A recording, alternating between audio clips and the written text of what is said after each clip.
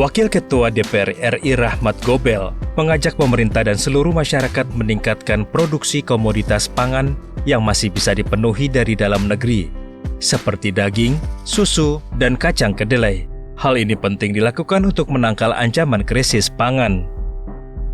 Menurut Gobel, ke depan urusan pangan akan menghadapi tantangan akibat perubahan iklim dan juga akibat konflik global.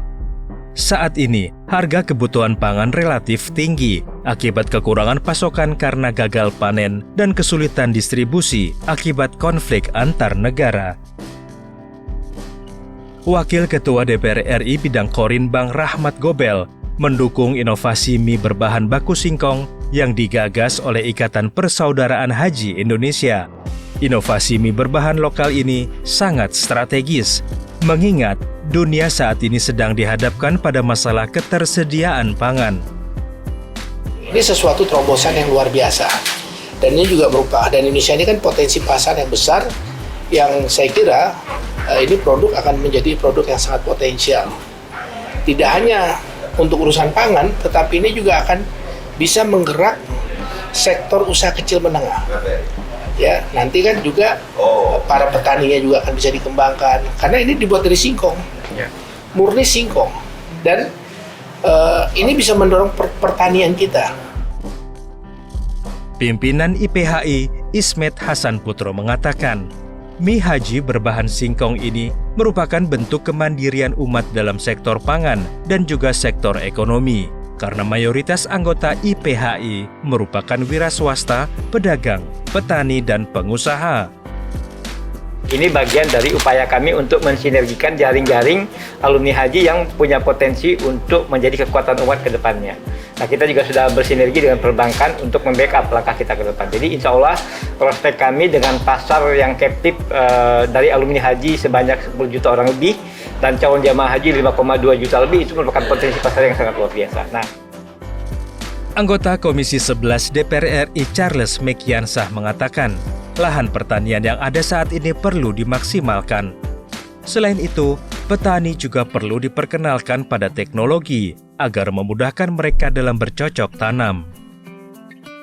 Kita tahu UMKM, unit mikro dan lain-lain juga mereka punya. Nah, akses yang semacam itu harusnya mereka dipermudah. Ketika mereka punya usaha, mereka punya pangsa pasar yang jelas, mereka punya manajemen yang baik, saya pikir Himbara harus benar-benar hadir dan dilibatkan. Dan itu merupakan kehadiran negara terhadap sektor-sektor yang berpotensi meningkatkan pertumbuhan dan tentunya juga menciptakan lapangan pekerjaan yang jauh lebih banyak. Sementara itu, untuk mendukung kemandirian pangan, anggota Komisi 4 DPR RI Daniel Johan mengatakan, program diversifikasi pangan perlu digalakan kembali. Selain diversifikasi pangan, pemerintah perlu mengoptimalkan sumber daya perikanan dan kelautan untuk alternatif sumber makanan bergizi bagi masyarakat. Yang terbiasa makan singkong, yang terbiasa makan jagung, yang terbiasa makan sagu, itu kita harus dorong sebagai diversifikasi pangan, ya. Sehingga jangan semuanya hanya pada satu bahan pokok.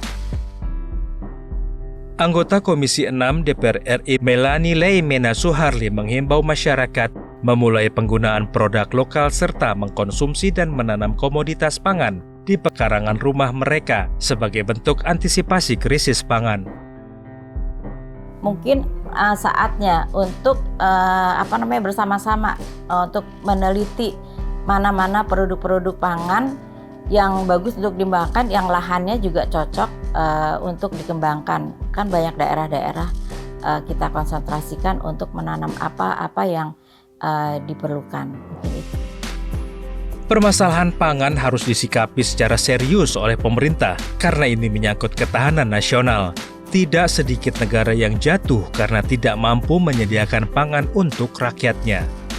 Untuk itu, langkah-langkah konkret yang harus dilakukan untuk mencegah krisis pangan adalah memperbanyak produksi pangan dalam negeri, serta mencari makanan pokok alternatif yang cocok bagi masyarakat Indonesia. Tim Liputan TVR Parlemen melaporkan.